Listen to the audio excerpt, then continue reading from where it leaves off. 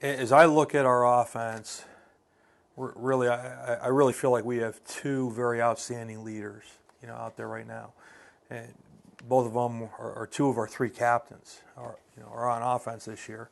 Actually, the first time that's happened, here where we've had two offensive captains.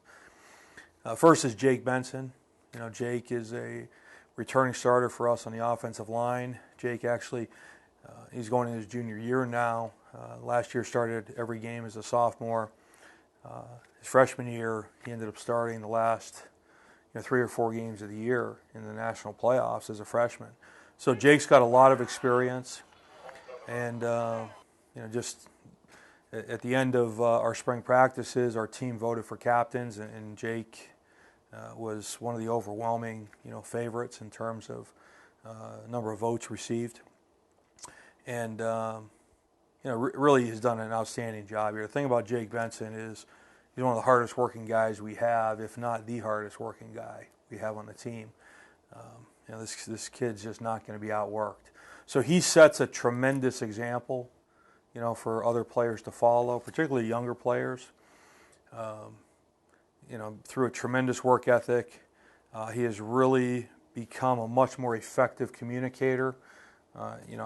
He and I talked, some time ago about maybe that being one of his weaknesses, and Jake actively improved his communication skills and the way he relates to his teammates. And I really feel like that's helped him a lot. And the other thing is, Jake has really demonstrated a willingness and eagerness, really, to help his fellow teammates. He really cares about helping those guys and helping guys improve and get better. So I'm very optimistic about the leadership that we've gotten out of him, and I feel like we're going to continue to get out of him. And the other guy, of course, would be Josan Holmes. He's our other offensive captain this year. And again, you talk about a guy with experience. Josan is he's been starting every game here since his freshman year, and he's already broken a host of records and everything else. He probably has more game experience than anyone else on this team. So, and again, coming at the end of spring ball is our team voted for captains. Again, he's an overwhelming favorite. Very, very well liked and well respected young man by his teammates. Again, Josan has a very strong work ethic.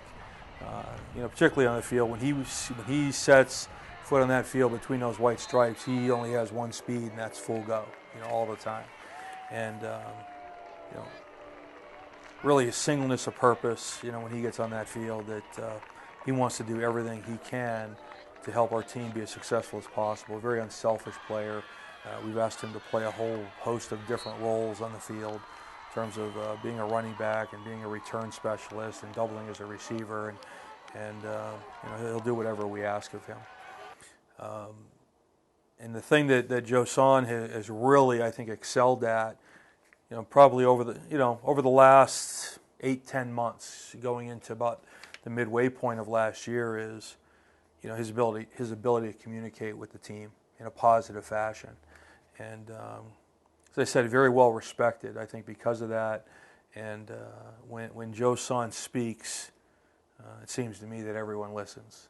And so in terms of leadership, those are really the two main guys that I think we're looking towards, with the most experience, and obviously they've been recognized as captains by their teammates, so they've got some credibility there to become leaders, and really a responsibility to improve their leadership skills. So those are the two that I would say. Well, as you know, we've had a quarterback battle, going on since the start of last season, and it was no different this spring. I mean, we started this spring with some very talented quarterbacks. Both T.J. Luddy and Adam Galczynski were 1 and 2, neck and neck the whole way, and then there's some other guys there that were battling for that position, and Griffin Eldridge and Mark McHugh, and so we've got some talent there. There's been a lot of competition, a lot of healthy competition. But this spring, TJ edged out Adam, to earn the starting job going into the spring game, both the inter-squad game, the red and white, and then into Canada. And so he won the job. But I'll tell you, it was a battle.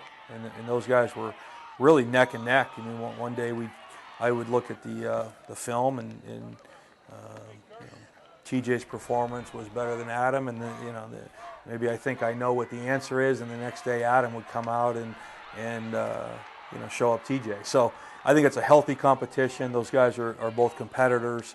They're both getting better every day and improving, on a weekly basis, on a daily basis even.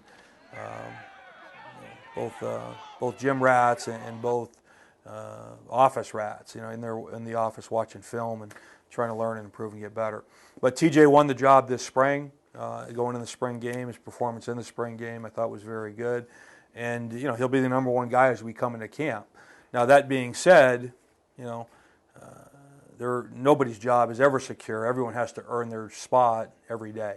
And that's just the way we run the program, that, really there are no returning starters, so to speak. It's everyone's got to compete. And that's all we promise anyone, is the opportunity to compete, and what you do with that opportunity is up to you. So you ask me this: who's going to be the starting quarterback against Ursinus? I'm going to tell you the guy that earns the job, and the guy that comes into camp in the best shape and the best shape physically, mentally, strength-wise, conditioning-wise, everything else, and then on the field he performs, and really, I've always looked at it like this: my starting quarterback is the guy that when he's on the field, the offense moves the ball and scores points. Whether you're running or passing or having to throw screens to do it, everyone seems to play better when he's on the field. That's who the starting quarterback is. And as I said, right now that's TJ Luddy, but I'm expecting a challenge, certainly from Adam as both those guys continue to push and move forward, and probably a challenge from some of the other guys too. Very talented group at that position. Well, we've already talked about Josan Holmes as a leader, so let me come at this more as a player. You're asking, how would I like to see him finish out his career? I guess in one umbrella statement, I'll say this: I'd like to see Josan Holmes do everything he possibly can do to help this team win a championship. And I've got no doubt that he's going to do that. Yes, he's set a lot of records, single-season rushing and touchdown records, and I think he's got some career records already. But I think he would agree with you that those records pale in comparison to winning a championship as a team. And I've got no doubt that Josan's going to do that. He's going to do everything in his power to help us win. I guess some things I would like to see him do is become more of a durable player, or a more durable player. He's had some nagging injuries over the years that maybe limited some of his reps. And I would like to see him become much more durable so that we can get him the ball more, so that we can rely on him on a more consistent basis. No, he's very consistent. It has been very consistent. But if you've got to come out for a series because a guy's a little bit banged up, well, there's a series of reps that we can't get him the ball. So, but we're going to ask him to do a lot, and we're going to ask him to carry a lot of the load in the backfield in terms of running the football. We're going to ask him to double as a wide receiver, as I mentioned before, and so he's got to understand the pass game thoroughly. And all the adjustments and the coverage adjustments and everything else. And we're going to ask him to continue to be involved in special teams and be a primary return man. One of Josan's greatest gifts physically is his ability to make people miss. And so you want a guy like that, you want to get the ball in his hands as many times as you can and let him do what God gave him the talent to do. And but yeah, for us to reach our full potential, I believe that he's got to have tremendous senior year, which that's what I'm expecting of him. Well, in terms of defining the offense, I mean, really nothing changes for us. We're going to focus on the same three things that we have always focused on in this offense, and there's really three objectives every game day for us. Number one, we want to run the ball well. Secondly, we want to throw the ball accurately. And thirdly, we want to excel at beating the blitz. And we feel like if we can do those three things, if at the end of the day we can answer yes to those three things when posed as questions, we feel like, we've probably had a pretty good day offensively. That doesn't mean we have to run for 500 yards a game. Run the ball well. That means run the ball when you want to run the ball and run it well. One of the things that we measure is we're looking to get 4 yards a carry if we can do that. Whether that meant that we ran the ball 20 times or we ran the ball 40 times, if we've averaged 4 yards a carry, we believe that we have forced the defense to stop the run. Throw the ball accurately. Again, we rely on a very high percentage pass game. We do take a lot of shots down the field for big plays, certainly, and we're going to continue to do that. But we want to be accurate with our passes. I tell the quarterbacks all the time that great decisions result in big plays, and that's extremely true if you're looking for an accurate passing game. Let's take what the defense has given us. Let's throw the ball with proper fundamentals and proper ball placement. Let's give the wide receiver a chance to do something with the ball after the catch. From a receiving standpoint, we've got to communicate coverage and adjust the coverages on the run, and we've got to make the catch. And up front, we've got to protect, certainly to let the quarterback do his job. And then the third thing, I think we've got to excel at beating the blitz, because when you become an effective offense and when you're really threatening the opponent, both through the air and on the ground, in many cases they have no choice but to pressure you. And a lot of teams on our schedule their personality is to pressure you anyway. They're going to blitz more times than not. So we've always felt like we've got to excel at beating the blitz, whether that's in the run game or the pass game, whether that means that we need to check to a play at the line of scrimmage to beat the blitz, or we've got to have play calls that are designed to beat that blitz, or what have you. But we got to be able to pick that blitz up and beat it in the pass game and beat it in the run game. And then obviously our screen game is somewhat designed to beat that blitz. But those are the three things that we're looking to do.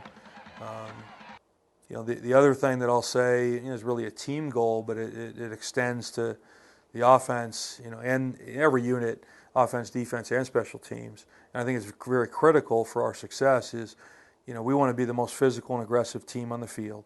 So I say we want to be the most physical and aggressive offense on the field. We want to be the best prepared team on the field, best prepared offense on the field. And we want to be the most fundamentally sound team on the field. So we're trying to be fundamentally sound offensively as well. So everything that we do is kind of designed around those objectives.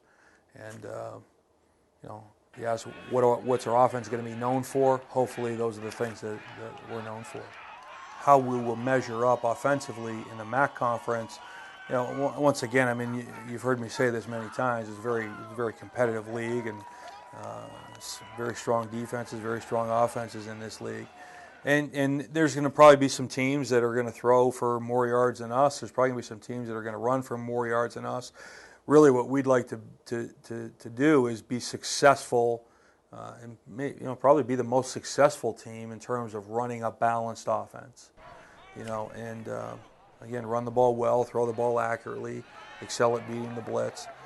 And that might not put us at the top of every category, but if it can put us at or near the top in terms of scoring, in terms of total offense, when you add it all together, I think we're going to be right there, able to compete with everybody.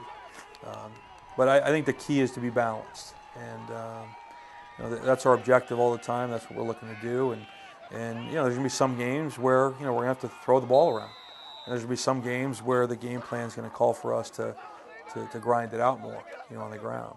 But we're going to take what the defense gives us, and in most cases, and at other times in a game, in every game at other times, we're going to do what we want to do. We're not going to be dictated to, and if we want to run, we're going to run.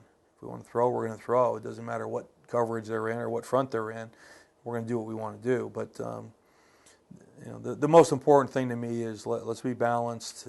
Over the course of a season, let's be balanced. Percentages are going to be very different from game to game, but let's be balanced and let's do the things we want to do, and let's do them well. Let's not be great. Let's not be average at everything. Let's try to be great at a few things, and really that's our focus.